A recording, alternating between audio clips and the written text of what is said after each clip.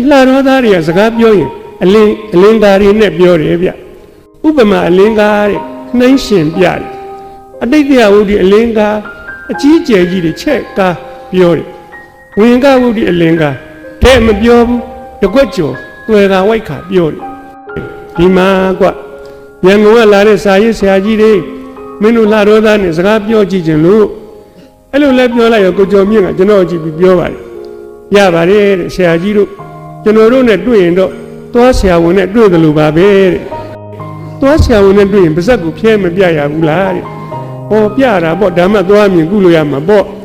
အဲ့လိုပဲလေကျွန်တော်တို့နဲ့တွေ့ရင်ကျွန်တော်တို့ကရည်စရာတွေပြောတော့ဆရာကြီးကရည်ရင်ပါဇက်ဖျဲပြရအောင်မယ်သွားဆရာဝန်နဲ့တွေ့တယ်လို့ပါပဲကျွန်တော်သူ့ကိုသဘောကျတယ်